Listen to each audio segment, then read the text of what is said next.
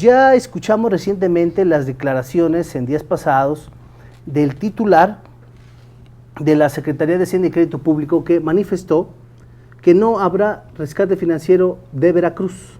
No lo hay porque se piensa que pudiera fomentar en otros gobiernos el despilfarro desmedido y entonces todos los estados terminarían solicitando rescate financiero. Sin embargo, bueno, la pregunta obligada, y con ello iniciamos este debate, queridos invitados, ¿Veracruz puede ser rescatado financieramente por el gobierno federal, doctor Álvarez Montero? Sí, con mucho gusto y muchas gracias. Debe ser, no solamente puede, sino que debe ser rescatado el estado de Veracruz. Recordemos que de conformidad con el artículo 40 de la Constitución, es voluntad del pueblo mexicano constituirse en una república federal compuesta de estados libres y soberanos en cuanto a su régimen interior.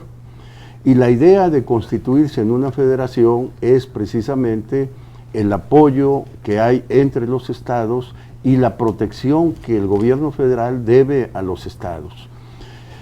En relación con este precepto, también encontramos el artículo 119, originalmente era el artículo 122, pero por la reforma de 93 pasó el tema y el párrafo que voy a comentar al artículo 119. Solamente me voy a referir al primer párrafo en el sentido que señala que los poderes de la Unión tienen que proteger a los estados de cualquier amenaza exterior o de una invasión. Y dice después, y también respecto de cualquier problema de sublevación y de trastornos internos que se den en el estado. Y yo creo que qué mayores trastornos internos tiene Veracruz cuando tenemos el problema de carácter económico, el problema de carácter social, puesto que no solamente el efecto económico ha orillado a que el gobierno de Veracruz no tenga medios económicos, sino además los problemas que ha provocado esto en la sociedad y que afecta de diferentes maneras a todos los miembros que vivimos en Veracruz. La toma de calles, la toma de avenidas que impiden que las personas lleguemos a nuestro trabajo, que impiden muchas veces que las personas que requieren servicios médicos o quirúrgicos no lleguen a los hospitales, el hecho de que no se pague a los empleados que ya trabajaron, que se han ganado el dinero y que además esta omisión de pago constituye también delitos. En fin, hay problemas de carácter social y de carácter económico. Y entonces no puede ser que fríamente el secretario de Hacienda y Crédito Público diga que no puede rescatar a Veracruz. No se trata del gobierno de Veracruz nada más, no se trata del gobernador electo, se trata de los más de 7 millones de mexicanos, en el caso veracruzanos, que vivimos en la entidad y que estamos padeciendo una serie de atropellos y necesidades, y que el gobierno federal tiene obligación, porque el gobierno está precisamente para mejorar las condiciones de la población, y no es posible que ignore el gobierno federal a más de 7 millones de personas que estamos viviendo en una situación de desesperación. Entonces, doctor, entenderíamos que el aparato jurídico previsto, como bien comenta, sí plantea la posibilidad legal e incluso hasta un deber legal de rescatar al Estado con independencia de la postura que pudiera adoptar la Federación. Sí, indudablemente. Si nosotros este artículo 119 en este primer párrafo y en la parte que habla de los trastornos internos lo llevamos al derecho comparado, vamos a encontrar que países europeos como Alemania, que es una federación, Francia, que aunque no es una federación, habla de territorios y espacios geográficos, y luego las constituciones de Latinoamérica hablan de la obligación que tienen los gobiernos de apoyar y rescatar en los problemas que surjan en las entidades que lo integran. Incluso se señala como una de las obligaciones del gobierno central en el sentido de disponer de los medios o fondos económicos, aun cuando estén destinados para otros fines, encauzarlos para rescatar a los estados o a los espacios geográficos que tienen grandes problemas. Y nosotros tenemos grandes problemas y creo yo que existe esta obligación de hacerlo, independientemente de que posteriormente hablemos de otras disposiciones constitucionales en que también la Federación tiene una gran responsabilidad. Muy bien, doctor, muy importante este punto de vista.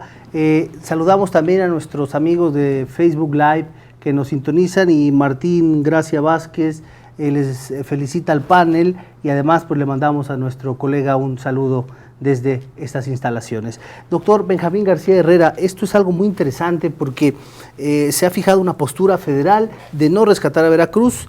El doctor Álvarez Montero nos revela claramente que el aparato jurídico sí prevé la posibilidad de hacerlo, y además estamos en presencia de una interpretación de protección más amplia que tendría que beneficiar al bolsillo de los veracruzanos. En ese sentido, doctor, ¿es viable y posible desde esa perspectiva financiera este rescate a Veracruz por parte de la Federación?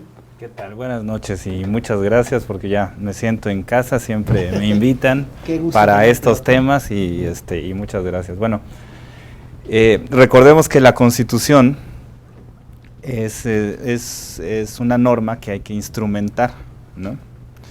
Entonces, es cierto, el artículo 119 habla de una protección de los poderes de la Unión hacia las entidades federativas. Habría que ver qué alcance tiene, ¿no? Y cómo se instrumentaría. La primer dificultad sería para ubicarlos en las cuentas públicas de la Federación, de dónde va a salir el dinero para un rescate, ¿no? Ese es el primer problema instrumental, ¿no? Que existe la norma constitucional con la posibilidad de hacerlo, exacto. Habría que terminar la propuesta, y para estos foros, ¿verdad? Para hacer propuestas, nosotros como veracruzanos interesados en que pues nuestro estado salga a flote, ¿no? Entonces habría que buscar de qué parte del presupuesto público federal va a salir ese rescate. Sin embargo, como bien lo apunta el doctor Álvarez Montero, al que todos hemos estudiado, leído, desde siempre, ¿verdad? Es nuestro maestro de constitucional. Como bien apunta, se convierte en una obligación de los poderes de la Unión. Sin embargo, ¿qué es lo que vamos a rescatar? Este es otro problema que tenemos, ya no instrumental, ya no financiero, bueno, sí, desde luego financiero, pero ya no constitucional, ya no legal, sino un problema de orden estrictamente político. En el sentido de cuál es el problema financiero de Veracruz en realidad, ¿no? Cuando nosotros le damos seguimiento a las declaraciones del secretario de Finanzas actual, desde que entró el 17 de marzo de 2015, pues la deuda pública veracruzana ha mutado y ha crecido. En saliva ha crecido, pero en estudios pues se tiene documentada, ¿no? Apenas hoy en la mañana el secretario de Finanzas dio una entrevista muy temprano a Adela Micha, y le preguntaba a ella, dice, bueno, ¿cuál es el tamaño de la deuda? Dice, la verdad, actualmente es de cerca de 90,000 millones de pesos, ¿no? Qué número tan extraordinario de la deuda. Ahora, dijo él mismo, recordando antes de su función, dice, nosotros pensábamos que era de 400 a 600 millones, ¿no? En 2015, él mismo declaró que era de más de 30,000 millones, o de más de 40,000. Hoy es de 90,000, ¿no? Y dice, con la diferencia de que hace 4 años de servicio de deuda, es decir, los intereses que se le pagan al banco, ¿no? Que es una parte de la deuda, eran de 500 millones y hoy son de 5,000 millones de pesos anuales. Eso ha crecido de manera estratosférica. Es decir, en 2 años llegamos a los 100,000 millones de deuda declarada. Sin embargo, hay estudios del Observatorio de Finanzas que tiene el doctor Hilario Barcelata, también académico de la UB y de esta universidad. A quien le mandamos un saludo, por cierto. Lo saludamos afectuosamente. Él estima que la deuda es de 190,000 millones, ¿no? Entonces dice la Constitución en su artículo 19 que sobre la protección que la debe solicitar o el Congreso del Estado o el Ejecutivo, ¿sí? ¿Qué va a solicitar? ¿Cuánto va a solicitar para rescatar? Y después van a salir más huecos financieros. O sea, ¿de qué tamaño es nuestro problema en realidad?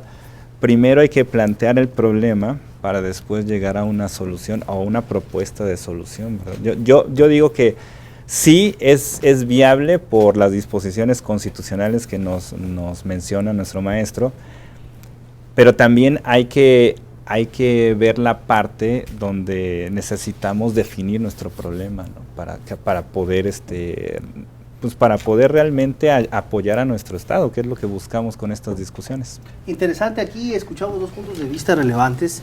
Primero, bueno, el aparato legal permite esa posibilidad de rescate financiero, pero al mismo tiempo, y como comenta el doctor Benjamín García Herrera, bueno, el problema es de dimensiones extraordinarias, nunca antes vistas precisamente en la entidad veracruzana, y eso representa hacer un análisis muy profundo. ¿Qué se le queda al gobierno entrante? ¿Qué expectativas hay? El doctor Álvarez Montero lo mencionaba hace un instante. Estamos advirtiendo un descontento social que se traduce en una serie de manifestaciones donde el pueblo necesita respuestas, porque lo que se está atentando es el bolsillo de las familias veracruzanas. Eso es indudable, riesgoso, pero además es necesario que se pongan las cartas en el asunto.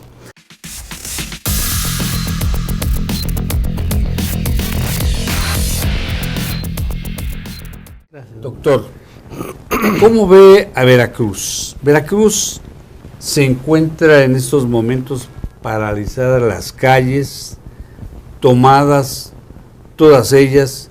Es una protesta social, hay quema de inmuebles, justicia por propia mano. ¿Qué significa todo esto, doctor?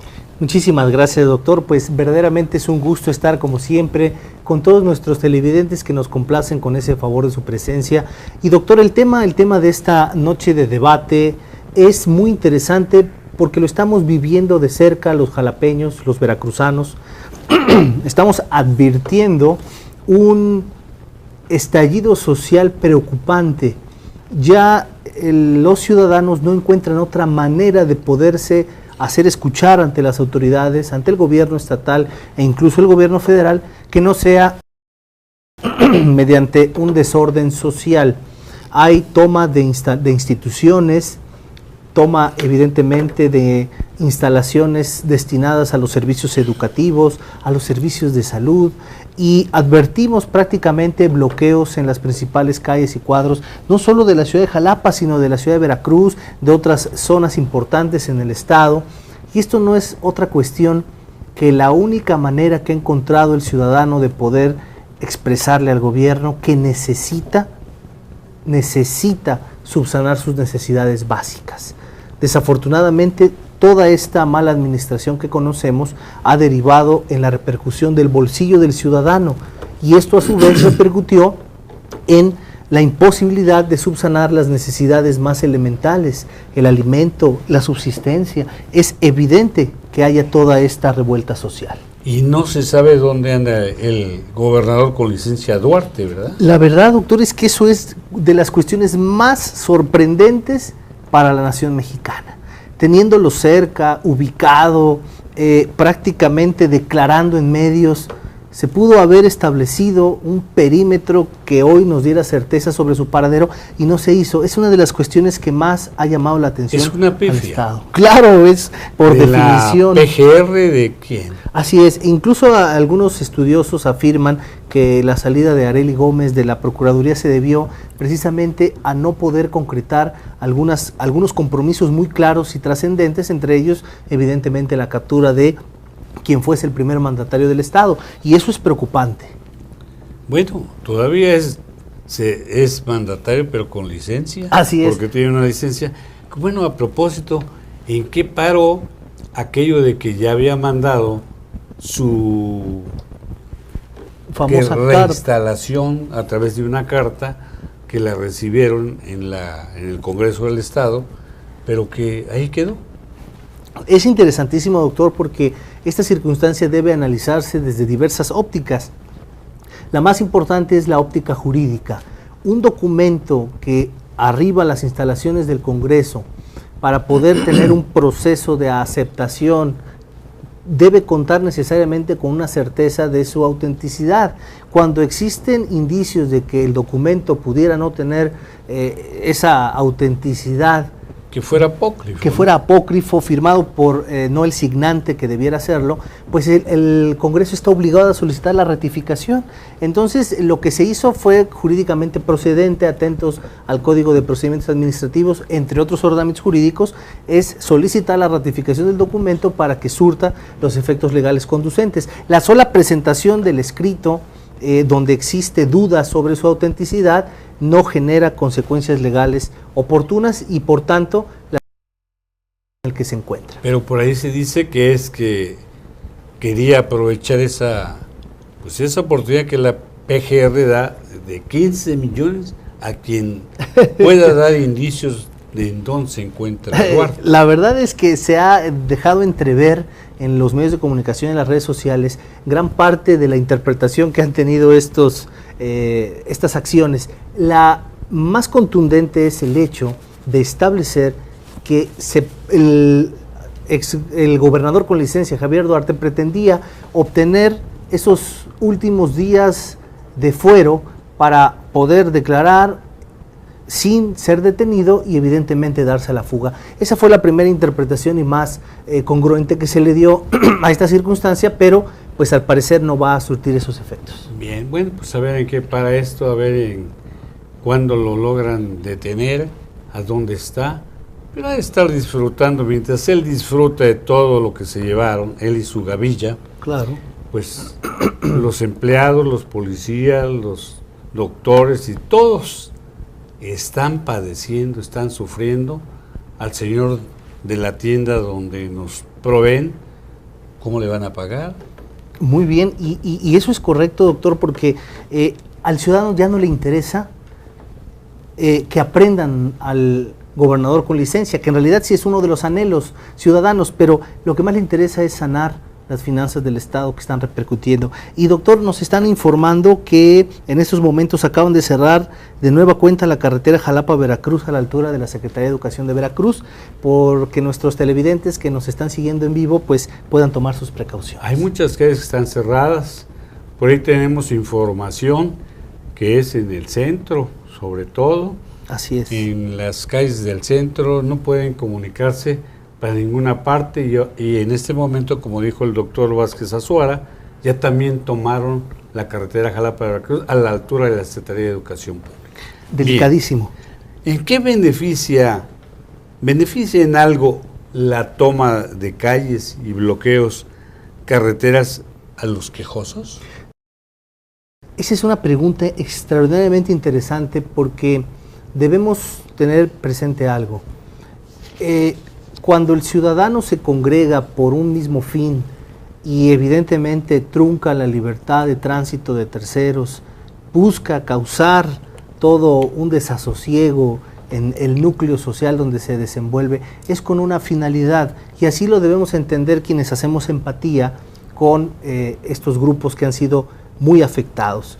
Sí, en efecto, como ciudadanos terceros, nos sentimos en cierta medida vulnerados, tenemos un derecho a la libertad de tránsito, derecho a poder llegar a nuestros destinos satisfactoriamente, no cursar grandes cantidades de tiempo en el tráfico, perder ese tiempo, gasolina. Sí, sé que es una molestia para los ciudadanos, pero la otra cara de la moneda es que de manera pasiva, cuando nosotros en cierta medida aceptamos estas cuestiones, estamos generando de manera indirecta una empatía con esa necesidad. ¿De qué otra forma puede el ciudadano hacerse escuchar ante un gobierno que indudablemente ha decidido hacer oídos sordos? Pero por otro lado, y debo manifestarlo así, ¿qué repercusiones tendrá esta protesta social honestamente, si las arcas del erario público veracruzano ¿Y qué están precio vacías, pagamos todos los ciudadanos por este tipo de acciones? Así es. Vemos personal que llega tarde a sus trabajos, personas que no pueden ir a comer a sus domicilios. Recientemente nos tocó advertir, y lo decíamos, que estamos en las instalaciones de Acrópolis cercanas, evidentemente, al Hospital Los Ángeles. Bueno, ambulancias que no pudieron llegar a su destino. Eso es delicadísimo. Eso está causando ya una afectación prácticamente de imposible reparación. Pero lo más grave, doctor, que estamos viendo hospitales cerrados, hospitales que solamente prestan ya servicios de urgencias, y esto...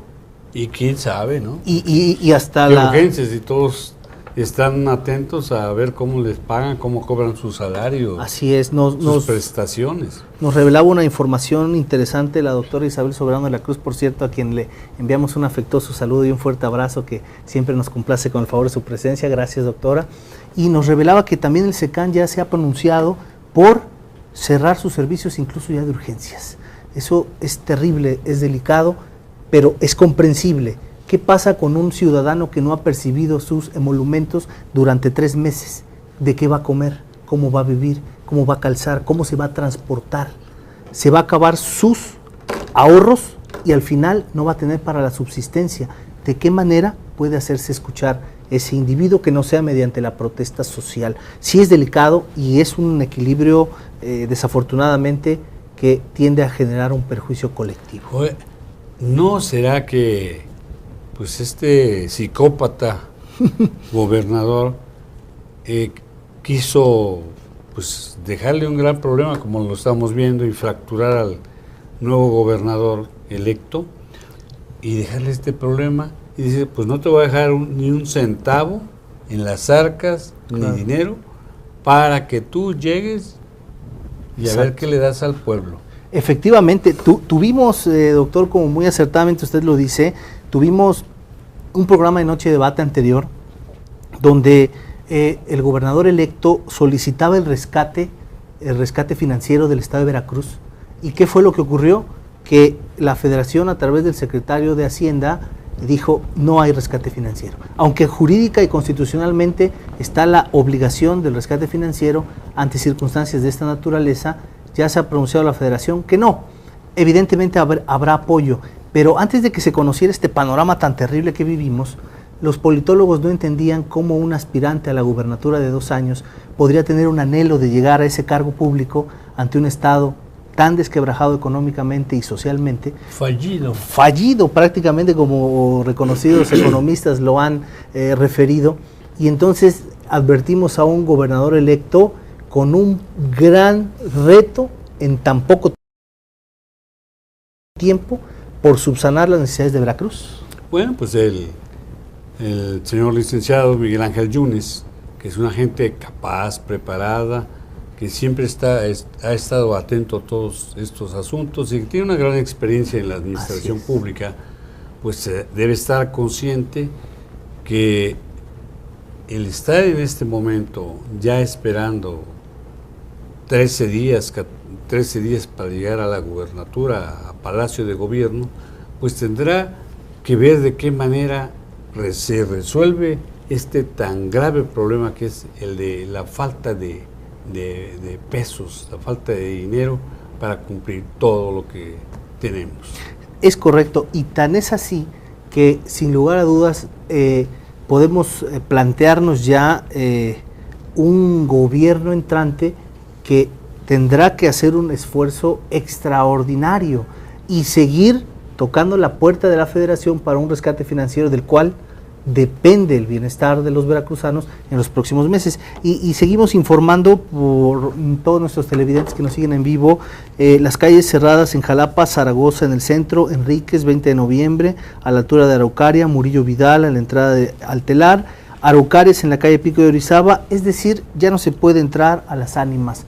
Así que tome sus precauciones porque se está prácticamente generando un bloqueo colectivo que impedirá en próximas horas que los ciudadanos podamos trasladarnos libremente por las calles de la ciudad de Jalapa. Ya están atentando ahora sí contra nuestros derechos humanos. Tenemos el derecho humano a la libertad de tránsito plasmado en el 11 constitucional, y esto, como referían algunos juristas, es una cuestión incluso de flagrancia. Como ustedes saben, queridos televidentes, la obstrucción de las vías de comunicación es un delito, y si se hace de manera flagrante, donde se congrega un grupo de personas, entonces se actualiza la flagrancia y puede haber detenidos. Pero bueno, no estamos en momentos sociales para generar más desasosiegos. Cuando las protestas son legítimas, el Estado no puede arremeter contra los quejosos. Ahí hay un equilibrio, doctor. Pues sí, tenemos que de alguna manera también entender los ciudadanos, y tenemos que apoyar a toda esta gente que tiene este padecimiento. Pero ojalá las autoridades hagan conciencia de ello, sobre todo las federales, que son los que pueden proveer.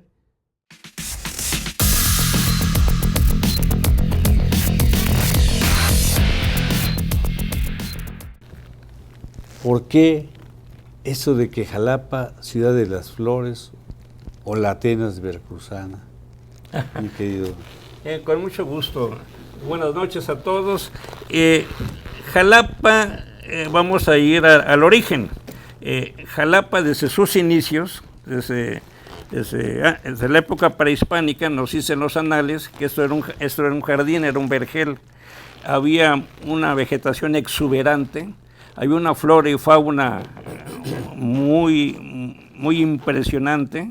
Había, por ejemplo, en la fauna había pues el cerdo de monte, el jabalí, el pavo de monte, había jaguar, a tal grado inclusive que las crónicas dicen que cuando don Porfirio Díaz vino a inaugurar el ferrocarril del Piojito en 1898, en la tarde todavía se fue a cazar venados aquí en la zona, sí. O sea, Jalapa era, desde la época prehispánica, un lugar extraordinario, con una vegetación extraordinaria. Y dicen las crónicas que los bosques cercanos, o sea, Cofre Peró, todos los bosques cercanos, era tan fuerte la arboleda que hasta no permitía el paso de los rayos del sol, porque eran unas arboledas increíbles. Esto viene a colación porque este clima de Jalapa es un clima muy benigno. Estamos a 1 hora del trópico y 1 hora de las altas montañas. Estamos a 1 hora exactamente de los dos climas, estamos exactamente en el centro. Entonces tenemos un clima que toda su vida Jalapa ha tenido un clima excelente y tiene una flora y fauna excepcional. Y ahora bien, ya entrando en el tema, en 1804 llega un científico de fama internacional alemán, Alejandro von Humboldt, que hizo un libro extraordinario de sus observaciones en toda América. Arriba en 1804 a Jalapa, y él es el que nos escribe, y él es el que nos bautiza como Jalapa, ciudad de las flores. Él anota que todas las casas de Jalapa había jardines en todas las casas de Jalapa, y que era una ciudad perfumada. Cabe mencionar que, por ejemplo, había muchos árboles de naranja que perfumaban el ambiente, lo que hoy conocemos como Plaza Lerdo, Lucio. Toda esa zona estaba llena de árboles de diversas, pero sobre todo de naranja. ¿El árbol de la plazuela del carbón?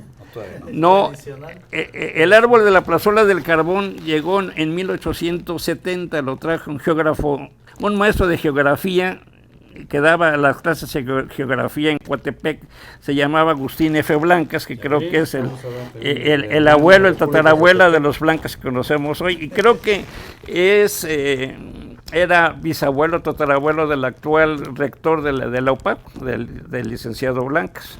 El caso es que este geógrafo fue a Inglaterra, y este relato lo relata Leonardo Pasquel, de un trabajo de investigación que hizo don Leonardo. Fue al bosque de Sherwood, y de ahí se enamoró de este tipo de árbol, que es un fresno, son fresnos. Lo trajo muy chico, lo trajo por barco. Había muchos, todavía hay, pero había más fresnos en los tecajetes, y en muchas partes de Jalapa había fresnos. Sí, pero el fresno se caracteriza por su gran longevidad y por su resistencia, son árboles muy resistentes. Por eso de ahí hacíamos los bates. Y el bosque de Cherbourg, bueno, es donde históricamente se habla que Robin Hood ahí hacía sus peripecias. Lo trae por barco, lo siembra en lo que se conocía como la Plaza del Rey.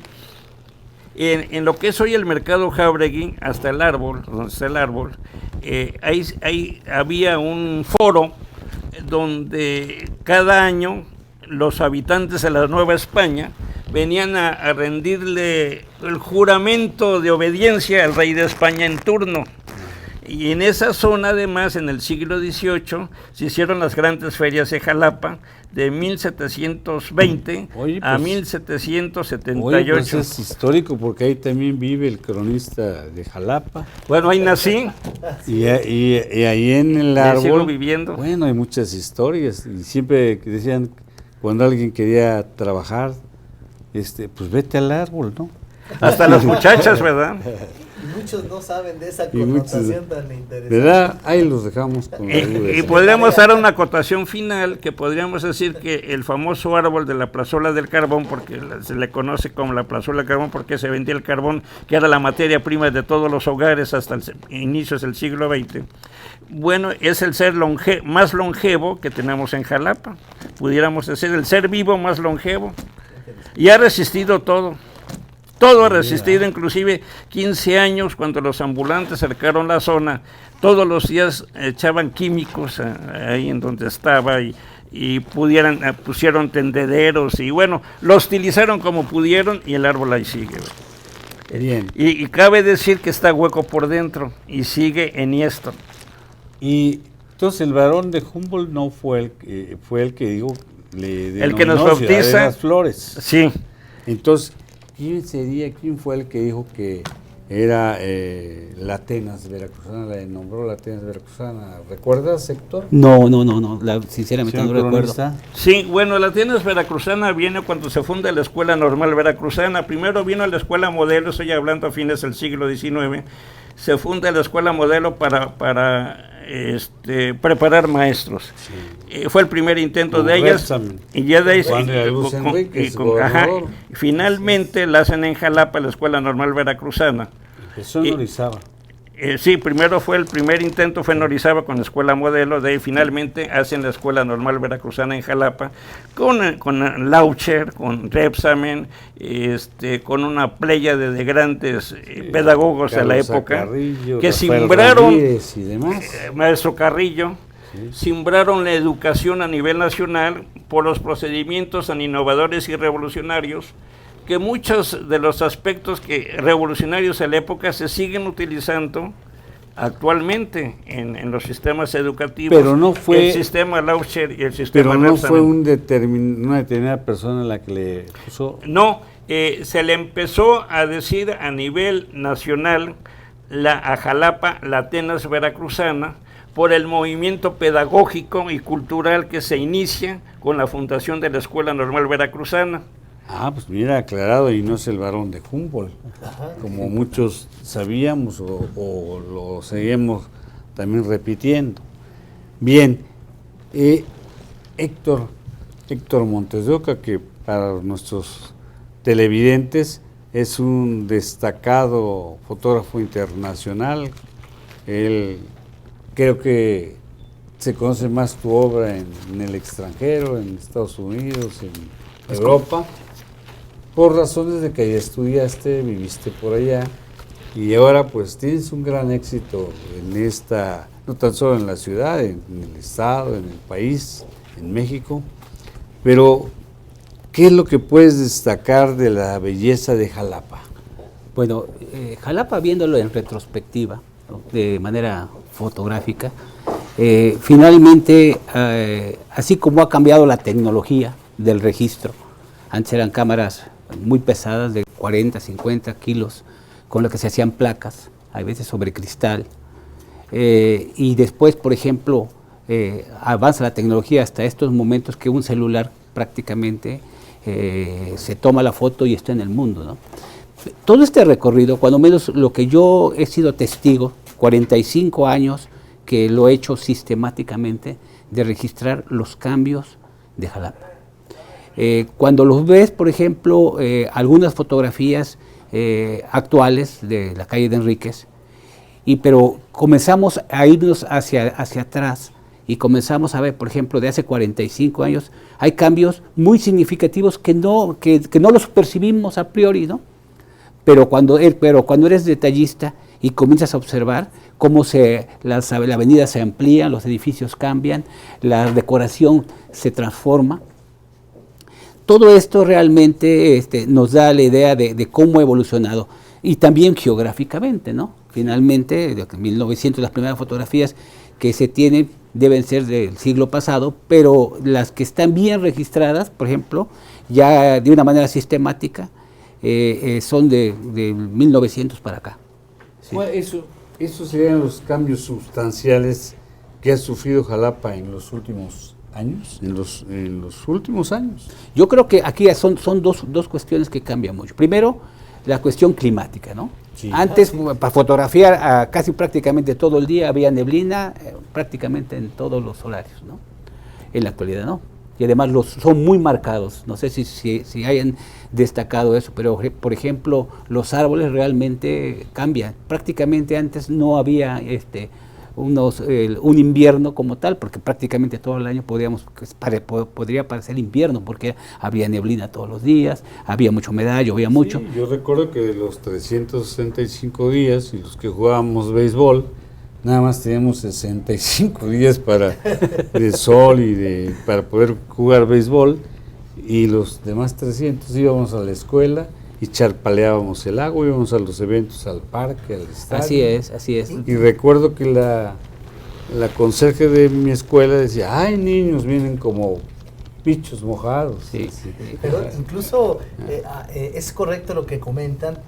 Jalapa era conocida y se sostenía como refrán popular que en Jalapa solo había 2 estaciones, la del tren y la de invierno, porque todo el año era neblina y llovizna. Y ahora hasta la del tren no tenemos. Y ya no tenemos el tren, y el cambio climático ha generado que haya días tan calurosos incluso como en Veracruz, Puerto, y claro, esto puede obedecer a esa tala inmoderada que en el cofre de Perote pudiera haber repercutido ya. Pero también, por ejemplo, recordando, por ejemplo, de lo que tenemos en fotografía, hubo un gran incendio, ¿no? También que devastó, y que ahí fue muy marcado, cuando menos en el cambio de manera fotográfica. Cuando lo analizo así en retrospectiva y veo fotografías, realmente después de este incendio muy famoso que prácticamente acabó con el cofre de Perote, que me tocó irlo a registrar también, hubo cambios muy fuertes en Jalapa, ¿no? Que lo que tiene que ver con su clima, pero también tiene que ver la expansión, ¿no? Prácticamente, y no me dejarán mentir, y aquí mismo en Jalapa, si subimos, por ejemplo, hacia el Cerro de Macultepec, es otro clima, es otra temperatura. Claro, bueno. Entonces, vaya... Nada más pasa del puente de aquí de Las Ánimas, de entrar a Las Ánimas, para hacia la gasolinera, o hacia Lázaro Cárdenas o hacia Murillo Vidal, y cambia el clima. Sí, a veces llueve allá y aquí no. 2 grados o 3 grados. Y si pensamos que medio grado en la cuestión global prácticamente está acabando con los glaciares. Entonces realmente es muy importante. Y pasas la Plaza América y a veces ahí se siente ya otro clima. Toda esta zona. Mentira que del Lencero o Dos Ríos es otro clima. Bueno, ya ahí es más templado todavía. Y eso también forja el carácter de las personas, porque lo vivimos en menos de una hora que estamos en la ciudad de Veracruz. Vemos la actitud de los jarochos y vemos la actitud de los jalapeños. O sea, en realidad también eso marca, pero es el clima también. Sí. Yo me acuerdo que siempre no podíamos salir si no era con un suéter. Era de cajón, y el paraguas a veces. No conocía a nadie que no saliera con un suéter. Y quitarnos esa prenda nos costó tiempo, ¿verdad? Sí, cuando éramos chamacos era lo común llegar mojado. Sí, claro. Bueno, era una lluvia finísima conocida como chipi chipi. Aparte. Era el chipi chipi famoso en las tardes. Y bueno, en Jalapa sí ha habido microclimas, es lo que les decía. Si vamos hacia la zona norte, que se inclina hacia las montañas, es más frío, y es más caluroso si nos vamos rumbo a Emiliano Zapata, en fin. Independientemente de que se ha sentido un poco últimamente los cambios por dos cosas, como se ha dicho. Uno, la tala inmoderada en el cofre de Perote nos ha quitado muchas reservas, inclusive en la propia ciudad de Perote, ya hay tolvaneras, lo que antes no se veía, por la tala inmoderada que hay. Pero además de todos estos factores, viene a unarse un efecto internacional que es el cambio climático, que a nivel internacional se habla, que ha habido grandes debates sobre el cambio climático, ha habido congresos ya, no nada más Jalapa, la humanidad entera está presenciando un cambio de clima en el mundo. Es que tiene que ser, yo creo que cada vez que somos más humanos, nacen más humanos, pues, ¿qué hacemos?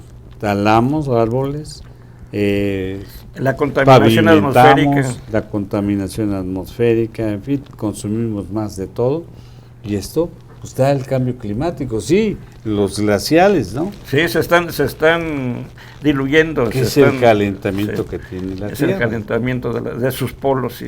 Bien, bueno, pues eso tenemos que estar muy atentos, porque ¿qué les vamos a agregar a nuestras nuevas generaciones? Doctor Vázquez Azuara, ¿sigue siendo Jalapa para usted, que es joven, sigue siendo Jalapa la ciudad de las flores y se siente la cultura y por ello el volver a decirle la Atenas veracruzana? Sí, yo creo que esa es una pregunta extraordinaria porque, bueno, en este panel están 3 extraordinarios jalapeños de una gran trayectoria de vida que está inmersa en el ámbito cultural y académico, 3 destacados personajes de esta ciudad, y me refiero evidentemente a ustedes 3 que son grandes y extraordinarios jalapeños, y seguramente tienen muy clara la evolución que ha tenido Jalapa. Yo lo recuerdo cuando evidentemente era niño, y ahora, bueno, pues que ya tengo la oportunidad de advertir cierto desarrollo de nuestra ciudad.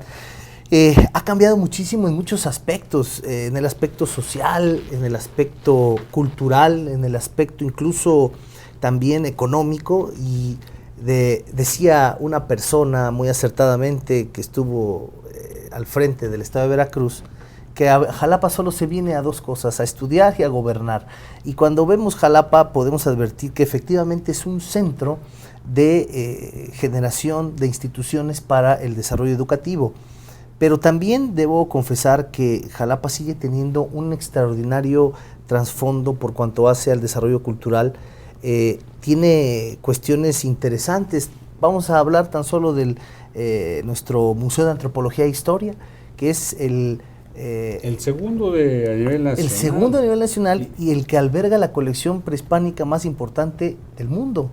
Entonces, efectivamente aquí tenemos nuestro centro recreativo, nuestra ágora de la ciudad, instituciones de educación. Personas vienen de otros estados a estudiar aquí a Jalapa. En materia de lengua extranjera, los extranjeros vienen a estudiar el español, el castellano, pero particularmente el que se habla en Jalapa, porque escuchamos el acento que tienen otros estados y otras ciudades, y uno de los que se ha determinado más pulcros es el que tenemos aquí. No nos gusta ir a Jico.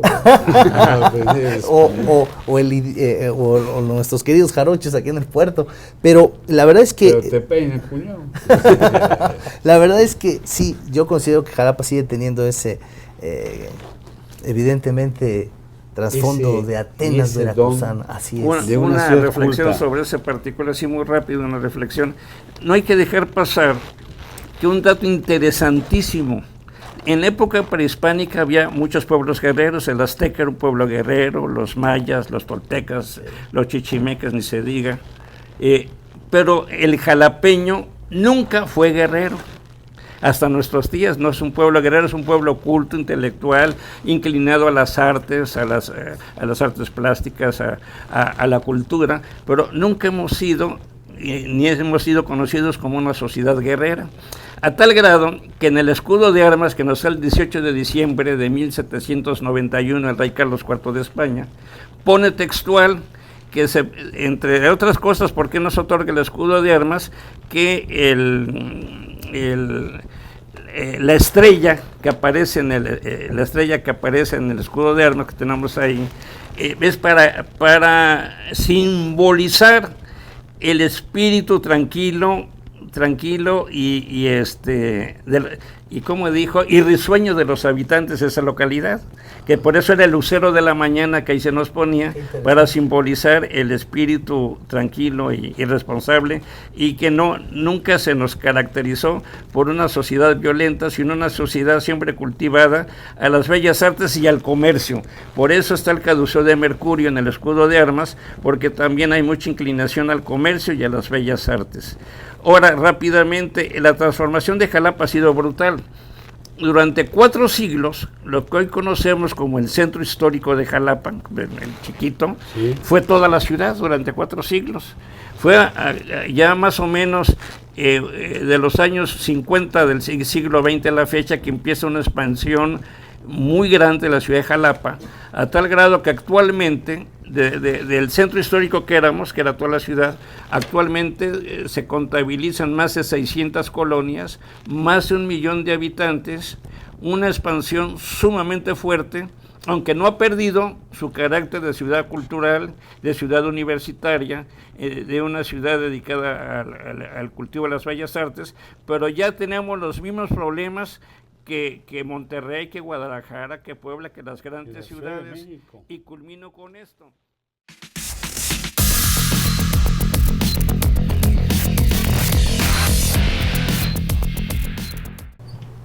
El inicio de los integrantes del gabinete de Miguel Ángel Yunes Linares serán los idóneos para desempeñar sus respectivos cargos, o serán compromisos que se adquieren en la vida política. Mi querido licenciado. Muchas Víctor. Gracias, doctor.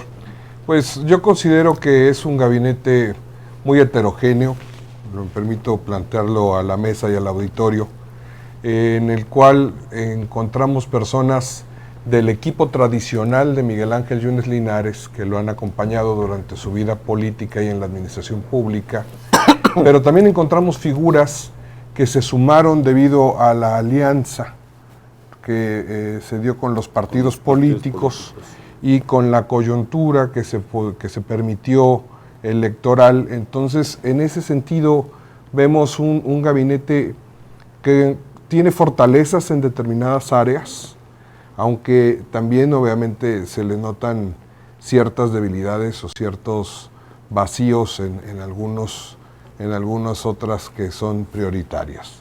Entonces, definitivamente el examen final lo hará la ciudadanía a algún tiempo, cuando veamos a los primeros 100 días de trabajo, por ejemplo, que es como normalmente se miden los arranques de los gobiernos.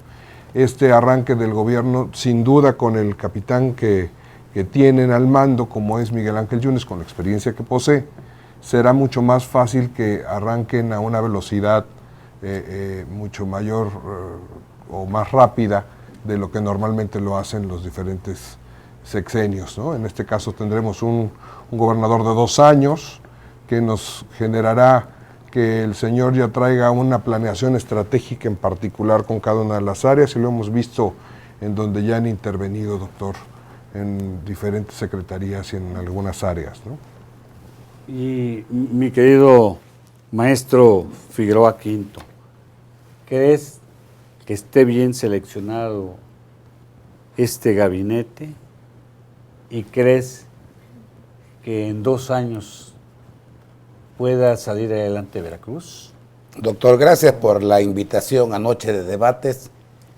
Considero yo que Veracruz buscó la oportunidad de una alternancia y quizás no sea la mejor, pero era lo que tenía en un proyecto por el desastre económico, social que existe en Veracruz.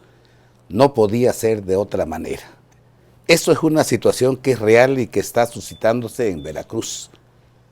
no creo que se haya elegido al mejor, quizás se eligió al menos peor, al que el pueblo de Veracruz está esperando como una solución a tanta problemática que se suscitó durante prácticamente 18 años. Yo lo veo en una situación que se ha ido acumulando, la deuda de Veracruz ha crecido grandemente, es una deuda que parece, según dicen, que 185,000 millones de pesos, que es una cantidad bárbara. Entonces, eso es algo Bueno, que de verdad Julio Fentanes sí lo gane en su puntualizo, y realmente sobre el gabinete hay que esperar que esta gente cumpla con su compromiso que hace con el pueblo de Veracruz, que el cual todos, como cada uno, estamos esperando, doctor. Eso es lo primero que puedo dar como impresión. Julio, ¿qué opinas al respecto de este gabinete? Tú que como periodista tienes pues una conocencia casi de todos ellos. Miguel Ángel no tiene tiempo para experimentos. Se juega todo su capital político, de hecho tan sabe que se juega su capital político que empezó trabajando. Lo que anunció hoy, si bien no cimbró a nadie, pero es una gran noticia, que por su propia cuenta haya recuperado 1.250 millones de pesos para las arcas estatales. Eso es bueno, es una buena noticia, y como él mismo dijo, o sea, demostramos que empezamos trabajando. Él no tiene tiempo, son 2 años, es muy poquito tiempo, realmente no es ni modo que el próximo año quiera cambiar alguno de estos Pues yo creo que no van a ser ni 2 años, que realmente no. Claro. No puede, no tiene tiempo para poder improvisar. Lo que yo veo en el gabinete de entrada, sí hay hombres y mujeres, hay jóvenes, hay veteranos, pero hay mucha gente cercana a Miguel Ángel. Miguel Ángel no trabaja con nadie que no lleve su ritmo y con el que él no se sienta a gusto, en confianza. De hecho, nombró prácticamente un jefe de gabinete, ¿no? El jefe de la oficina, que es Manuel Muñoz Ganem, con quien ha trabajado los últimos 20, 25 años y quien ha estado de cerca y ha llevado la parte más importante de los últimos puestos políticos y ejecutivos en la política que ha tenido Miguel Ángel Yunes. Y con un secretario de gobierno perredista, de origen perredista, ¿crees que funcione bien este gobierno o será por el compromiso nada más? Es la oportunidad para que el PRD demuestre que puede ir más allá en Veracruz de lo que ha mostrado en los últimos. Es el segundo puesto en importancia y no del está gobierno. No está partido el partido de la Revolución Democrática. Pero vamos a partir de que necesitamos olvidarnos de partido. Así Él es. llega como gobierno. A un gobierno de coalición. Y de hecho realmente. también vale la pena mencionar lo que dijo Miguel Ángel esta mañana. Tendrá la experiencia porque es muy joven. No, bueno, Va a experimentar. yo creo que le ¿Lo falta van a algo de llevar? experiencia. Va a experimentar, ¿no? Si hablamos de años, le falta experiencia. Claro. Sin embargo, hay algo importante que dijo Miguel, y en lo que comentas, doctor, no va a haber apoyos para partidos ni candidatos. Si el PRD y el PAN como partidos esperaban que al estar en el gobierno iban a poder servirse como lo hicieron los priistas en la época de Fidel y de Javier, bueno, parece que no lo van a lograr, siempre y cuando el gobernador cumpla lo que hoy prometió, pero además hizo una promesa ante gente de muy alto nivel político que seguramente se lo va a reclamar si no lo cumple. Muy bien. Doctor Vázquez Azuara, ¿qué impresión le da a usted cómo está constituido este nuevo gabinete del gobierno que encabeza Miguel Ángel Yunes Linares? Muy bien, pues de entrada es un verdadero gusto estar aquí y un saludo a todos nuestros televidentes. Y la verdad es que es correcto, advertimos un nuevo gobierno que históricamente destierra al revolucionario institucional y posiciona una coalición constituida por el PAN y el PRD. Y cuando advertimos la Pero lectura... doctor, no es sí, de sí, quítate que voy yo. así es correcto, es una cuestión que involucra una transformación más No le profunda. da tiempo incluso. Es poco tiempo y debo confesar, el gabinete se constituye Podemos el entrar, legal y el ahora, ampliado perdón, de este es 30 debate, personas. Estas personas, 9 son mujeres y el resto son hombres. Digamos que en una perspectiva de cuota de género es aceptable. Quizás no hay un 50-50, pero sí vemos 9 mujeres destacadas que están ocupando ocupando estos cargos. Es aceptable que se va, ¿no? Que no había Claro, prácticamente. claro, Llegó exacto. una mujer, Una. dos mujeres. Una misoginia política que no nada bien hace a un Estado que se Bueno, precia todavía de eso ello. a lo mejor se toleraba, pero como dice un cómico que aparece en un noticiario nacional que dice el gobernadrón. Bueno, han sido tantos peyorativos del gobierno anterior que dedicaríamos horas para poder darle lectura. Y la verdad es que es cierto, el nuevo gabinete, he tenido la oportunidad de advertir los perfiles como la mayoría de nosotros lo hemos hecho, y está equilibrado. Unos perfiles son exactamente idóneos en experiencia y en formación profesional. Otros perfiles no advertimos una formación profesional que encuadre, sin embargo sí hay experiencia en los rubros. Fíjate, doctor, que ahorita, perdón que te interrumpa. No, por favor. No, sí, Ahorita esto que así estás hablando del perfil profesional, me llamó mucho la atención en particular el secretario general de gobierno, que no tenía título universitario y lo terminó en un examen el 14 de octubre pasado, Es correcto. ¿no? Y todavía tiene la ¿El cédula en OPAD o el trámite. cuál? No. Pero obviamente sí es una Bueno. persona con trayectoria política, diputado local, diputado federal, dirigente de un partido de oposición. Hay claros oscuros muy peculiares en Rogelio Franco Castán. Hay gente que lo ve como un luchador de izquierda, incluso muy aferrado, que podría ser problemático en esa posición en particular donde se requiere mano derecha e izquierda, Claro. y otros más que opinan ¿Quién sabe si diferente saque con la derecha, ellos. ¿verdad? La izquierda sí la va a sacar. Pero también ojalá no vaya a ser que dicen que todo mundo quería ser secretario de gobierno en todos los gabinetes porque tiene un manejo de dinero que no tiene que comprobar. Ojalá Miguel Ángel Yunes les tape ese drenaje por donde se va todo ese dinero que no se comprueba. Pero creo que aquí va a ser difícil, doctor, porque No hay, qué lana, o sea, Para los bueno, tramposos, sí, siempre pregúntenle- encuentren. Sí. Nada más pregúntenle cómo le hizo el disque doctor en economía Duarte. no, bueno. Sí. Pero Bueno. sí creo que hay un gabinete ahorita está recortado económicamente. Pues Porque sí, hay no muchas hay. deudas, hay mucho que Hay que pagar. meterse la mano a la bolsa y se te va hasta el Hay que fondo. ponerle más bien para ir a trabajar al gabinete, ¿no? Pero bueno, pues caerán las participaciones federales y el nuevo presupuesto y vendrán llegando recursos y tienes razón, concuerdo contigo, doctor.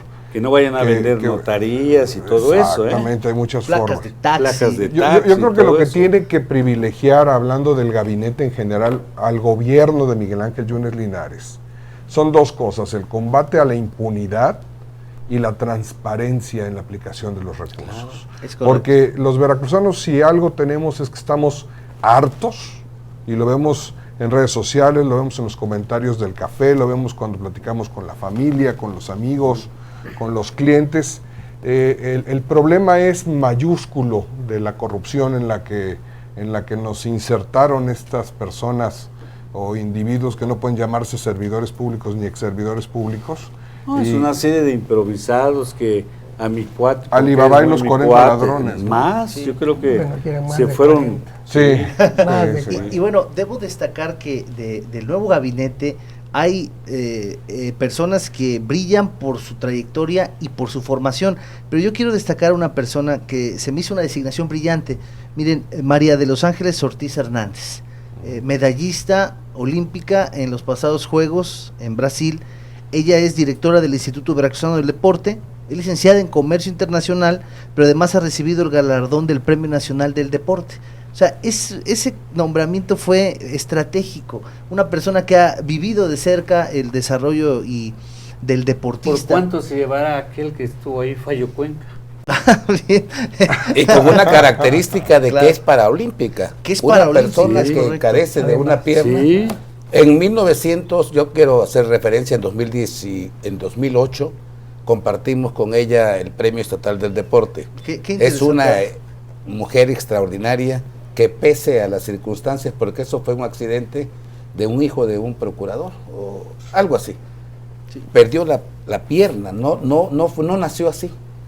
Entonces ella se sobrepuso a esa situación y creo que es una demostración de Miguel Ángel de poner en ese espacio del deporte, porque Veracruz también ha descendido mucho en esa situación, y hemos llegado al 5º lugar. Hoy nacionalmente estábamos en el 18º lugar. Creo que Veracruz merece esto. Pero es de los no había presupuesto para el deporte. No, sí ha habido mucho. Pero se lo llevaban.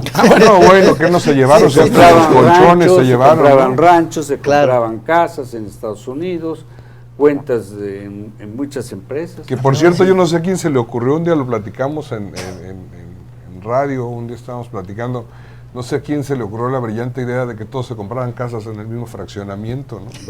Ahí los vemos como franquicias. Sí. La nueva Veracruz. Ahí los vemos todavía, ¿verdad? Se desarrollaron su propio fraccionamiento y se las vendieron, ¿no? Claro. Bueno, otro nombramiento que a mi consideración también resultó ser muy idóneo, pero yo lo denomino como la rifa del tigre, es trompo a la uña, caramba, Hilario Barcelata. Hilario Barcelata, brillante economista. Claro, pero no, es mago.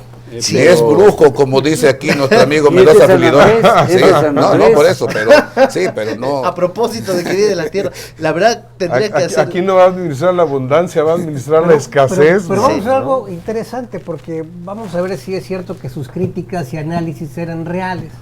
Ya está en se va a enfrentar a la realidad. A donde va a poder realmente decir si lo que escribía, lo que investigaba, lo que analizaba, se puede hacer. A ver si es lo mismo. Sí, estar de este lado que de aquel lado. Claro, ahora le tocó estar en ambas trincheras y el IP no es cosa fácil. No, y en el estado en que no es una cosita de la iglesia. Exacto. Mi querido doctor. Que la iglesia tampoco es algo fácil. Filidor, ¿cuáles dependencias del gobierno podríamos decir que tienen más compleja su labor en el estado actual en que se encuentra Veracruz? ¿Y cómo analiza usted todo este gabinete que está entrando en funciones el día de hoy? Gracias, maestro. El día de hoy tuve la oportunidad de escribir un artículo en el diario de Jalapa, específicamente haciéndole un llamado al señor gobernador en un tema fundamental. Para gobernar en este momento, en los tiempos que corresponde, dadas las condiciones que hemos vivido la mayor parte de los municipios del estado, Miguel Ángel Yunes Linares debe comenzar pensando, voltear tantito hacia la parte de atrás y observar esas maravillosas estatuas que prevalecen en el Parque Juárez y que caracterizan 4 virtudes fundamentales, que es la templanza, la fortaleza, la prudencia y la justicia. Y con una observación en estos 4 emblemas, recordar que el acto de gobernar es un acto que representa un mandato popular y que se debe de ajustar forzosamente a la legalidad. No hay nada más allá que apegarse a la ley. Y con ello es satisfacer desde el primer minuto la posibilidad de un trabajo honrado, transparente, para ganar la legitimidad. Ya tuvo el voto de la mayoría de los veracruzanos que votaron. Ahora debe de ganar la confianza del resto de los veracruzanos. El momento que nos corresponde llama a 3 ejes fundamentales, maestro, con la pregunta que usted me hace. Es específicamente la gobernabilidad, la seguridad y las finanzas públicas. Son las 3 áreas estratégicas donde debe imponer, por sobre todas las cosas, el área que represente la solución, mientras paralelamente se hace justicia. Él proclamó diciendo a los 4 vientos, justicia, voy a meter a la cárcel a Duarte y a sus cómplices. Que lo haga. ¿Pero él puede meterlos a la cárcel? Él ha levantado, ha presentado denuncias y todo tiene un proceso. Sin embargo, tenemos es el acto que ser todos los veracruzanos. Él tiene el énfasis de proclamar esto, como él lo dijo en su discurso. Hemos recuperado, estamos haciendo. Esa es la clave, doctor. La recuperación de los recursos, más que tener a la gente en la cárcel, obviamente. Además de, robaron, ¿no? Además de. ¿no? darle Pero la a cada quien lo que recuperación le de los corresponde. Es la recursos, ¿no? justicia. Punto. Exacto. Pero yo quiero destacar Sí. que mientras está en ese énfasis, nunca debe olvidar que la prioridad es Veracruz y poner a trabajar a la gente a resolver problemas con lo que se tiene. Punto. El gabinete representa estratégicamente un conjunto de acuerdos que deben hacer valer en la dinámica diaria. Las 3 áreas estratégicas están fundamentadas en todas las partes del gabinete: la gobernabilidad, la seguridad pública y las finanzas públicas. Concreto y termino. En este momento el señor gobernador tiene 700 días para cumplirle a los veracruzanos. Tiene 700 días para hacer campaña preelectoral para el siguiente proyecto de los 6 años que él quiera proponer. Si no convence con sus actos y resulta incongruente, no va a alcanzar una oportunidad en la que viene. Puede variar, pero yo conozco e identifico a varios personajes de la estructura gubernamental y me consta que algunos son luchadores sociales y gente de trabajo, gente de bien. Creo que merecen la oportunidad de demostrar. Entonces quiere decir que las designaciones de los miembros de su gabinete no obedecen o sí obedecen a compromisos políticos, partidistas o una designación con base en experiencia y capacidad. Lo dijo Manuel Quirós. Viene acompañado y lo reafirmó nuestro amigo periodista, que es un esquema donde lo acompañan ya varias personas durante el tránsito de su vida política. Y en el acomodo con la coalición debe haber una parte equitativa. Yo no puedo juzgarlos si todavía no han demostrado cómo van a actuar. Solamente quiero dejar claro. No, la designación. Sí, es una oportunidad que ellos tengan, pero nada más quiero dejar claro lo que palpamos en el entorno gubernamental en torno a los trabajadores. Que no se vale. Es cierto que ha habido gente que se corrompió y que abusó, es cierto. Pero también es verdad que la mayoría de los trabajadores que están en el gobierno del Estado han sido gente de trabajo, disciplina, lealtad y esfuerzo. Y no es justo que la mayoría lleguen como si tuvieran una enorme cantidad de desconfianza por la gente que trabaja ahí ya desde años anteriores. ¿Con la escoba van a entrar? Pues al final de cuentas deben de tener pues hay incluso rumores, ¿no?, de un gran recorte a partir de enero que está ya pactado con la Federación. Es un rumor que se escucha muy fuertemente y dicen que precisamente por eso fue designado a un operador político con tal nivel como Dionisio Pérez Jácome como delegado de la Secretaría del Trabajo y Previsión Social Federal. Y es parte de un tránsito, yo lo veo de esta manera. A él le interesa más que a nadie salir bien en Veracruz, porque puede llegar a ser presidenciable. Esa es una situación también, porque esa coalición PAN-PRD tienen proyectos a futuro, que ya están muy cerca. 2 años no es nada en política, y creo que a él, más que también, es una situación que va a ser muy difícil. La situación, el dinero de los que se han robado, tiene que recuperarlo, porque el gasto sigue. Tiene que hacer un recorte presupuestal, tiene que hacer un recorte también de gastos, y tiene que apoyar. Ejemplo, si vemos frágil a Franco Castán, tendrá que ponerle un subsecretario muy fuerte, como sucedió en su momento. No es la primera vez que el subsecretario es más poderoso que un secretario, ¿no? Claro. Recordemos a don Manuel Carbonell, a Claro. Carlos Brito. Es Pedro Manterola, ¿no? Claro. Pero no es una gente de mucha experiencia. Pero es muy cercano a él y tiene una vinculación Ahora, muy partamos estrecha. también de que la juventud no debe ser ineptitud. No. Es cierto. Y también debe de saber Franco lo que se está jugando al aceptar el puesto. Si puede o no puede con el paquete, tendrá que demostrar. Tendrá que hacer algo interesante y que sea más allá de la cuota partidista que les tocó, porque si lo hace mal, también arrastra al partido. Así como coloquialmente decir, ojalá les manden a hacer trajes sin bolsas, ¿verdad? Para que no se vean. Pero yo quiero abonar- Aquí el gran reto, perdón, no adelante, doctor. Gracias, Porque no, si no, Aquí se vale esto, ¿eh? bueno, entonces, pero... No, yo quiero abonar algo. Hace rato se hacía la pregunta de cuáles son las dependencias que ahorita tienen uno de los retos más importantes.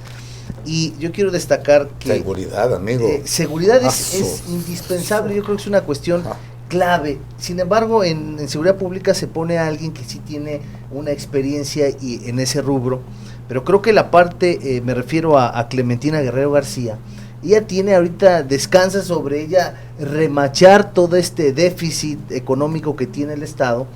Y quiero destacar también, por ejemplo, a Arturo Irán Suárez Villa. Él es el secretario de Salud, pero miren, es médico cirujano por la Universidad Veracruzana, posgrado en Políticas Públicas y Administración de Servicios de Salud.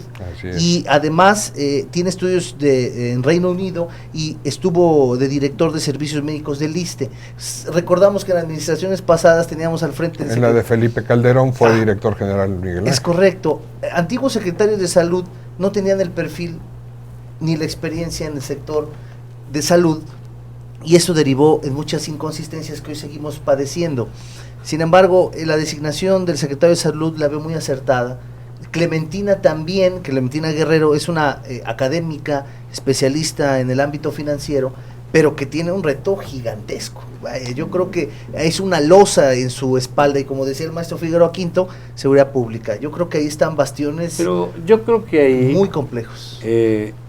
Yo considero que ahí es donde debe enfocar sus baterías el señor gobernador, Miguel Ángel Yunes Linares. Así es. En que a la federación, pues acercarse como lo ha hecho, a que le apoyen con los recursos económicos y que le apoyen para capacitar bien y para hacer lo que se tenga que hacer para tener una policía confiable en Veracruz, porque ahora no podemos salir tan fácil en la noche, no podemos ir a un restaurante, no podemos ir ya ni a la iglesia, porque en la iglesia se están robando las limosnas. No, ya es un no fue Duarte, no, ¿verdad? No, se la presten tantito. En ese sentido, yo disiento, doctor, contigo. Yo esperaba un secretario de Seguridad Pública más fuerte. ¿Un militar? Quizá un militar, un naval, ¿no? Algún general o algún almirante con una trayectoria notable en las funciones de su propio ámbito. Siento que Jaime Telles Marie tiene pues claros oscuros que se han vinculado mucho durante mucho tiempo, se han mencionado en los medios de comunicación, en las redes, pero sí creo que era necesario una figura un poco más fuerte. Bueno, también tomemos en cuenta que Miguel Ángel Yunes por sí mismo tiene una gran experiencia en el ámbito de seguridad, pero no va a ser todólogo, ¿no? No va a estar él. Aunque Telles Marie es acusado de castrense, de ser muy impositivo. Posiblemente eso es lo que se necesite también en cierta medida, ser un poco malévolo en ese sentido, en su actuación, ser duros. Pero ahorita no que mencionaba el doctor... La delincuencia en Veracruz está muy enraizada. Tenemos que cortar. Pero mira, Marco, estaban amafiados. Sí, totalmente, con las autoridades. Ahorita que mencionaba el doctor esa parte, a mí se me hace muy importante que pudiera echar mano de la federación, y qué mejor ayuda que puede brindar la federación que mediante las Fuerzas Armadas, por ejemplo, y la Marina, que es la institución en la que más se confía, ¿no? Entonces, en ese sentido, como a título personal, es un comentario a título personal, siento que quedó a deber un poco en el nombramiento del secretario de Seguridad Pública. Sí. Había algo interesante del gabinete que ya se acabó, los que ya se fueron, lo que decía el doctor, la mafia que había entre el gobierno y la delincuencia. Yo ya no sabía, y lo he escrito más de una ocasión, si los tatuados despachaban desde Palacio de Gobierno y los de saco y corbata eran los sicarios. O sea, bueno, es que ya evolucionaron. Con esto decidir o pensar, pero había una mezcla tal que no sabías en qué momento se perdió eso, cuando se metieron unos al Palacio de Gobierno.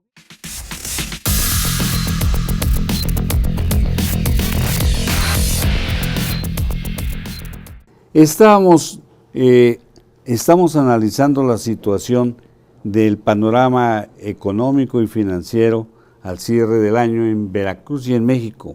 Bueno, entre otras cosas, ya comentaba el doctor Vázquez Azuara que incluso están en riesgo los aguinaldos de nuestros burócratas, está en riesgo el pago de los proveedores que hace tiempo que no se les paga, y miren, esto ha menoscabado la economía de Veracruz. Bien, ¿qué opina de eso, doctor? Bueno, lamentablemente Veracruz ha estado en los últimos meses en el escenario internacional y mundial, y no por todo lo maravilloso que es el estado propiamente, sino porque somos un estado rico. Somos un estado maravilloso, con biosfera Los Tuxtlas, con 3 puertos, con petróleo, con fauna, con flora. Sí, pero lamentablemente un grupúsculo de veracruzanos se llevaron casi todo el dinero de los veracruzanos. Es muy lamentable. Pero yo creo que los veracruzanos, como la población en general del país, también previene.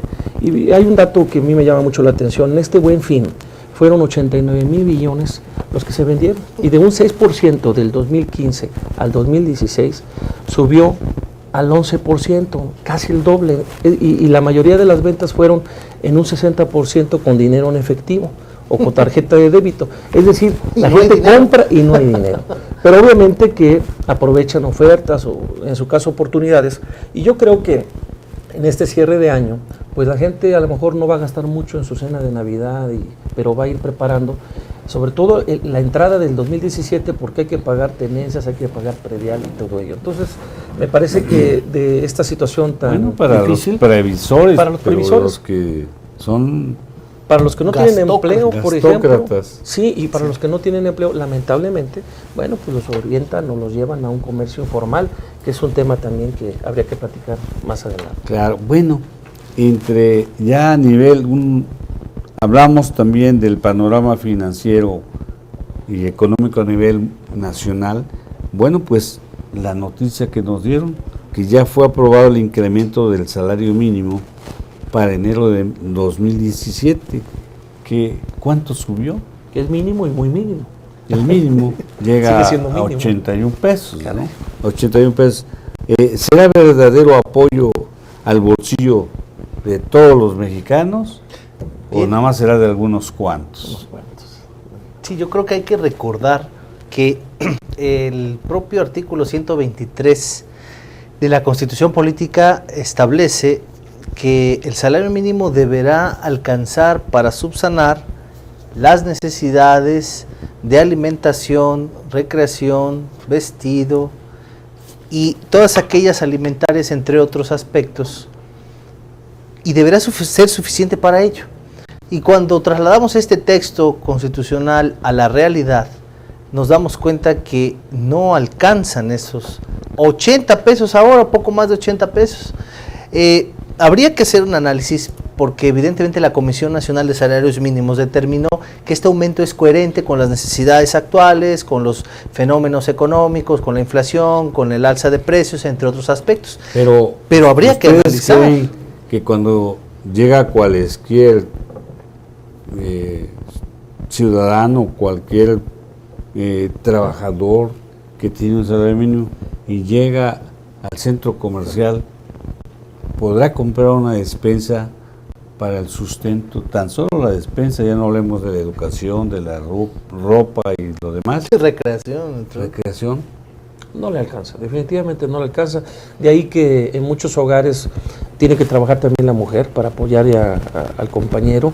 Y bueno, eso también trae como consecuencia que muchas veces los hijos pues no están vistos por los familias. Exactamente, porque no están pendientes de ellos en su educación y demás. Entonces podríamos, Benjamín, podríamos afirmar que estamos en una época de crisis económica estatal y nacional tan severa. Sí, totalmente. O sea, los datos siempre tienen sus matices, ¿no? O sea, es muy difícil hacer comparaciones de un año con otro, ¿no?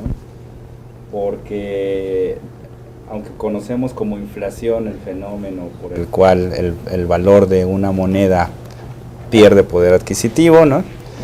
En realidad hay una inflación declarada y una inflación real, una inflación que vivimos, ¿no? Que si entendemos que la inflación es el correr de salarios por el correr de precios, ¿no? Exactamente. Entonces, pues sí, la inflación general puede ser del 3%, pero a lo mejor un producto básico me aumentó un 15%. Esa es mi inflación personal. Claro. y mi salario no aumentó un 2%. Porque hay comerciantes voraces que de ahí aprovechan, ¿no? Sí, por supuesto. No le aumentan el 3%, no. Entonces, un dato de la inflación, ¿no? Cuando se mide la inflación de todo el país, ¿no? Pues es una gran falacia, ¿no? Porque no es la misma economía en Veracruz que en Jalisco, que en Nuevo León o en el DF, ¿no? Y el otro dato es que, por un lado, cuánto ha bajado el precio del petróleo, que es una deflación, y cuánto han incrementado los precios reales de los productos básicos, que es una inflación. Entonces, esa inflación menos la deflación, la inflación del 40%. Se vuelve en una hiper. Y la deflación del 38% me da una inflación del 2%. Pero en realidad, no es real, ¿no? Bien. Entonces, en este panorama en el que vemos y en el que vivimos, ¿cuáles serían las medidas que debe adoptar, que debe tomar el ciudadano mexicano común y corriente y el veracruzano en tiempos de un endeble crecimiento económico, doctor? Yo lo definiría en dos aspectos, que sería el gasto moderado y la cultura del ahorro. Normalmente el ciudadano tiene la percepción, y no digo que todos, de que el fin de año es una época donde hay abundancia porque llegan los aguinaldos, porque llegan los repartos de utilidades, los pagos correspondientes a montos relativos a las prestaciones laborales, y son momentos de bonanza donde compramos regalos, cuantiosas cenas de Navidad, productos a meses sin intereses, ofertones, y prácticamente la gastocracia nos puede llevar a una debacle económica con o sin la crisis que pudiera existir en general.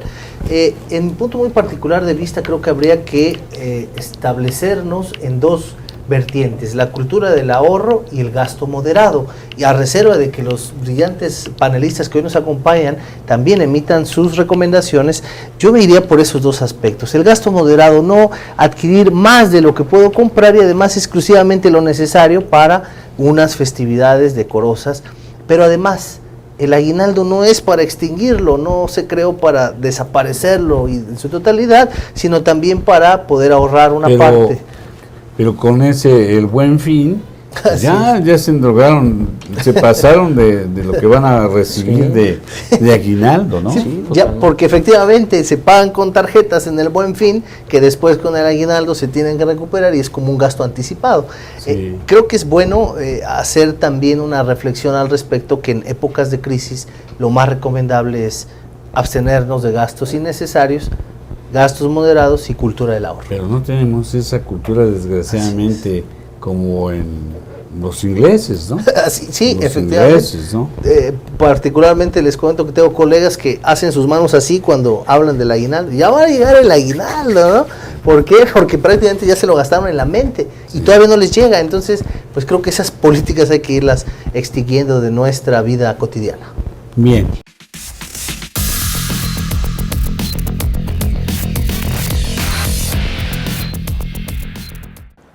¿Cuáles son los principales puntos de la iniciativa aprobada recientemente por el Senado de la República en materia de justicia laboral y cuándo entrará esta en vigor?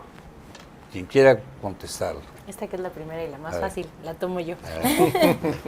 Bueno, fue a principios de octubre de 2016 que el Senado de la República ya aprueba por unanimidad la reforma constitucional en materia de justicia laboral. Fue procesada iniciativa del presidente de la República y son 3 puntos específicos en el 123 que se están reformando y un rebote, obviamente, que tenía que venir en el 107 en materia de amparo, como yo lo considero el rebote en atención al 123. Entonces, el 123 tiene 3 aspectos fundamentales, que es en su fracción 20, se está desapareciendo las juntas para darle paso al Poder Judicial Federal para que tome pues el trámite de todos estos juicios. Y en su párrafo segundo de este mismo 123 lo que se está es la creación de los centros de conciliación, que es una figura nueva que todavía lo que serían está antes manejada de las aquí. Juntas. Va a ser antes lo que hacían las juntas, ¿no? Lo que hacían las juntas, pero esto no va a pertenecer al Poder Judicial. Va a ser un organismo descentralizado que va a llevar previo, si no llevas la conciliación previa, no puedes entrar a la parte judicial. Ah, muy bien. Uh-huh. Y este centro de conciliación, además de llevar las conciliaciones, van a llevar las cuestiones sindicales, cuestiones de contratos colectivos de trabajo, entre otras cuestiones. Bueno, esa es la primera y no digo la más trascendente, sino que la que a lo mejor trae más dudas porque trae mayores Diríamos implicaciones. que los tribunales se van a dedicar únicamente a impartir justicia. Así es, esa es al parecer la cuestión.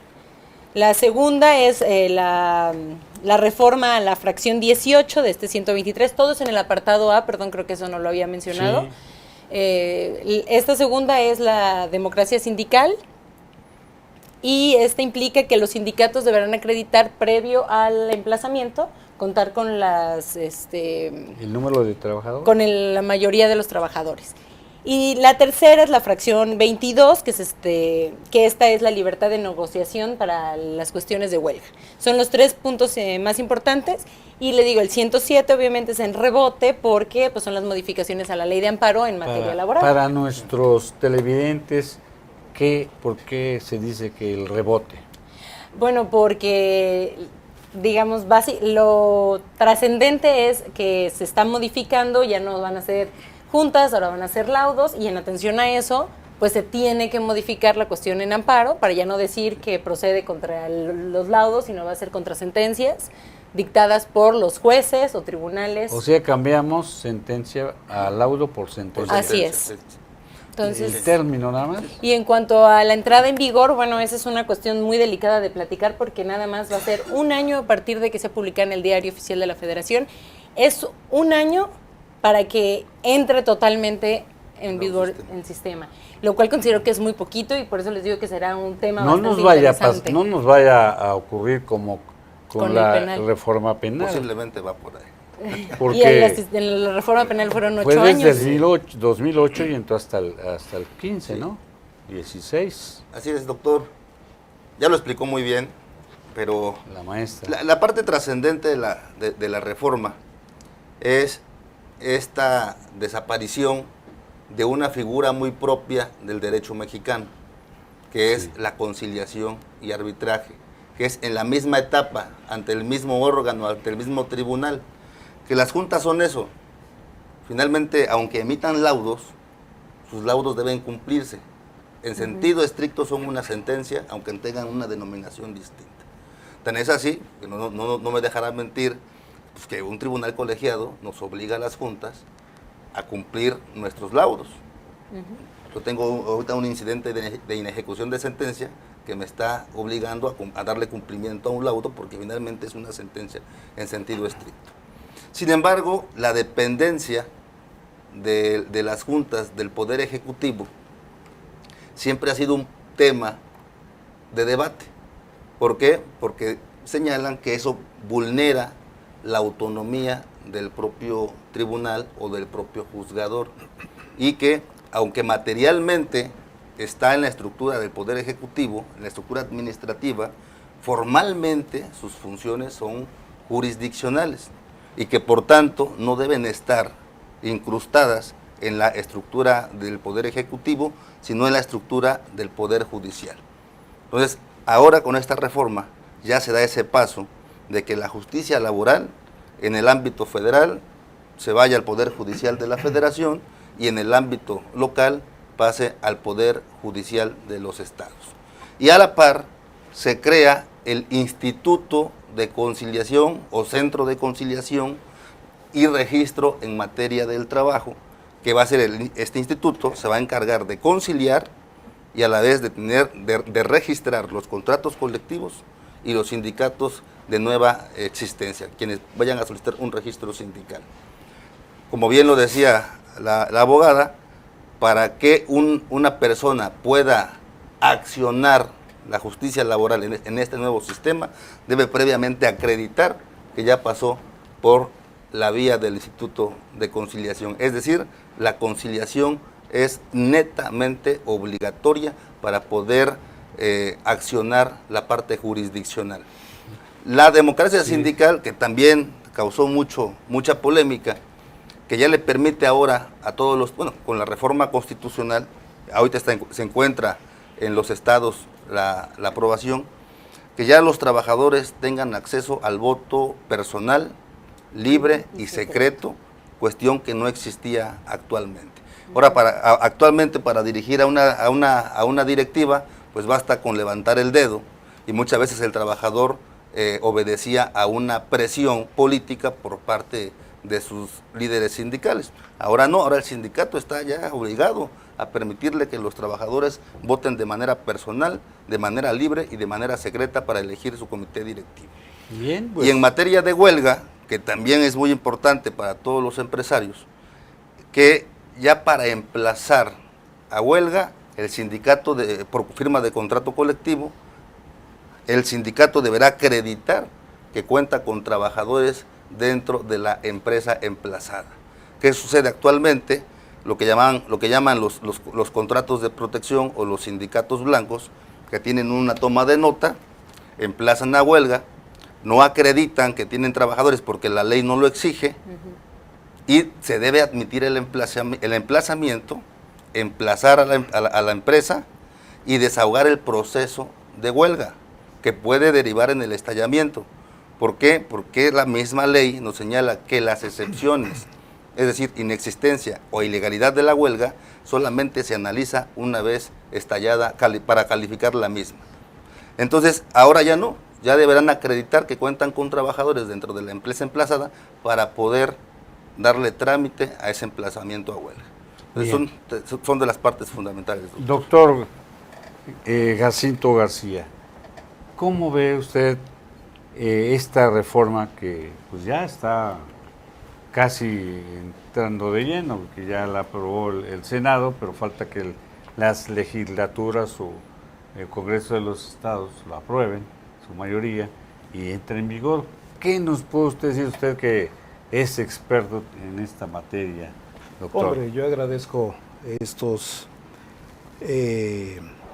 esas palabras que usted gentilmente vierte sobre mi persona y en respuesta a la pregunta. Mire usted, antes de entrar a dar mi opinión, es pertinente que investiguemos cuáles son las causas para que se lleve a cabo esta reforma. Esta reforma no se da nada más por generación espontánea. Todo se dice, todo efecto tiene una causa. Claro. Y en este caso, el efecto es lo que estamos analizando. Pero, ¿y cuáles son las causas de que esto ocurra? Mire usted, afortunadamente, en los distintos países donde he tenido la fortuna de disertar e investigar lo que sucede en ellos, me he percatado que la materia laboral mexicana se ha quedado rezagada en varios aspectos. Se trata, se dice por parte del Ejecutivo, en la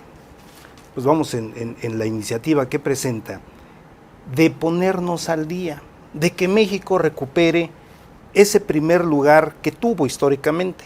Sí, pero la pregunta es, ¿por qué motivo tenemos que llegar a esta reforma? ¿Acaso nuestra ley, empezando desde la Constitución, artículo 123 en sus dos apartados, y la Ley Federal del Trabajo y la Ley Federal de los Trabajadores al Servicio del Estado, no responden al momento actual? Probablemente la respuesta pudiera ser no responden.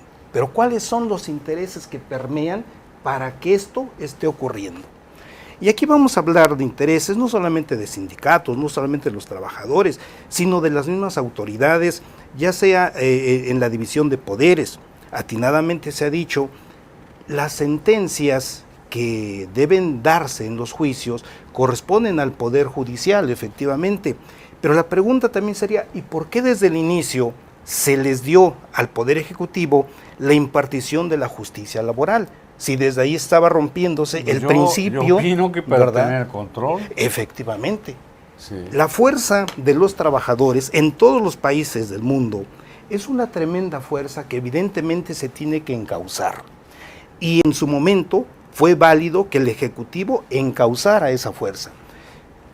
En este momento, yo considero también, ya no le corresponde al Ejecutivo, sino al Poder Judicial. Pero, decíamos, esta iniciativa que busca poner al día a la materia laboral mexicana tiene causas. No solamente es la globalización, hablamos siempre de la globalización y el neoliberalismo y le echamos la culpa a dichas figuras. ¿Y dónde está el actuar, por ejemplo, del sindicalismo? ¿Por qué el sindicalismo ha permanecido callado ante este tipo de situaciones que permean? ¿Por qué las autoridades, en este caso impartidoras de justicia laboral, no han profesionalizado a su personal, en este caso el personal jurídico, ya no tanto el administrativo, para que efectivamente esa conciliación previa que hoy se está estableciendo se lleve a cabo? Porque ha sido solamente una figura un tanto decorativa. No, aquí se tienen que analizar esas causas y evidentemente darle la solución. Sí, esta es una iniciativa que busca poner al día, pero tiene un origen. Y ese origen es el que estamos aquí mencionando. Ahora bien, ¿qué opino en relación a todo esto?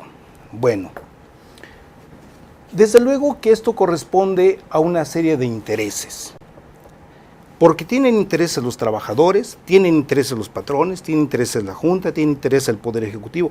Todo mundo tiene intereses. Entonces, aquí en la mesa están puestos esos intereses. Desafortunadamente, para los trabajadores son ellos, y empiezo desde el momento mismo en que fue reformada la Ley Federal del Trabajo. ¿Dónde está el actuar de los trabajadores a través de sus líderes sindicales? Por ejemplo, los líderes sindicales desafortunadamente han tomado un papel pasivo en la defensa de los intereses de los trabajadores. Les interesa a ellos desde el punto de vista prebendas, políticas, económicas, continuar con ese estatus que lamentablemente hoy a los sindicatos también les va a afectar esta situación. Otros países, decía, están a la vanguardia, de tal manera que han regulado instituciones que nosotros, por temor tal vez, solamente las hemos mencionado de refilón. Y hablo en específico, por ejemplo, del teletrabajo, es decir, el trabajo con las tecnologías de la información y la comunicación. ¿Dónde está precisamente el actuar tanto de esos sindicatos, de los trabajadores, de las juntas, para poder reformar la ley? Pero vamos, en ese sentido de defensa a los trabajadores. Claro, el empresario tiene todo el derecho, y yo públicamente lo he dicho, de obtener todas las utilidades posibles. Ninguna ley se lo impide, ningún sistema se lo impide, pero siempre viendo por el bienestar de los trabajadores. Incluso si vemos las distintas encíclicas que han manejado los papas, ¿verdad?, se habla de esa protección hacia los trabajadores. Hoy en día no se tiene esa protección, por el contrario, se ha buscado expoliarlos de tal manera que los beneficiarios pues sean principalmente las empresas transnacionales. ¿Qué no la propia Ley Federal del Trabajo está el 80% a favor del trabajador y al patrón lo dejan en un 20%? Lamentablemente no es así, al menos en estos momentos. Si bien es cierto, la primera Ley Federal del Trabajo de 31, vigente hasta 70, y la de 70, más o menos hasta 1990, protegió a los trabajadores, pero ya de los 90 para acá ha cambiado todo en aras del capital transnacional, más que del capital mexicano. Entonces, esta reforma está respondiendo también a intereses fundamentalmente transnacionales. Sí. Desafortunadamente. Yo creo que la justicia laboral, de cómo nace a la fecha, obviamente se ha ido transformando, sin duda alguna. En su momento nació bajo un principio muy coloquial, que era igualar al desigual. Porque cuando nace la justicia del trabajo, el trabajador sí se encontraba en un estatus de suma desventaja en relación al patrón. Así nacen las juntas de conciliación y arbitraje, cuyo principal fin era precisamente conciliar los intereses del trabajador con los del patrón. con toda la transformación que ha sufrido, no hablo de México, a nivel internacional, sin duda alguna que se fueron transformando también las legislaciones. Parte de ella es la justicia laboral. Algunas reformas yo considero que han sido oportunas. En mi opinión, haber limitado los salarios caídos en un juicio laboral a 1 año, para mí es una reforma pertinente, porque también evita que muchas empresas, principalmente las pequeñas, pudieran caer a través de un laudo en un estado de quiebra. Es importante proteger los empleos, como tutelar los derechos del trabajador encausado en un juicio. Esta reforma, sin duda alguna, yo también la celebro. Lamento que se desaparezca una figura propia del derecho mexicano como es las juntas de conciliación y arbitraje. No existen en ninguna parte del mundo. No obstante, ya se le va a dar a la justicia laboral la importancia que yo creo que siempre se le había restado. Tanto a la justicia agraria como a la justicia laboral nacieron como patitos feos, y patitos feos siguieron siendo toda la vida. ¿Verdad? Al irse al Poder Judicial de la Federación, es importante porque tendrán, ahora que el personal que vaya a desempeñarse en estos juzgados, pues tendrá que ganar salarialmente exactamente igual que el personal del Poder Judicial de la Federación. Y los juzgados de distrito en materia del trabajo deberán contar con todas las herramientas con las que cuenta un juzgado de distrito en la actualidad, tecnológicas, materiales, humanas, que es lo que no acontece ahora. Y le voy a poner un ejemplo muy claro. Un actuario en un juzgado de distrito debe estar percibiendo mensualmente entre unos 35 y 45 mil pesos.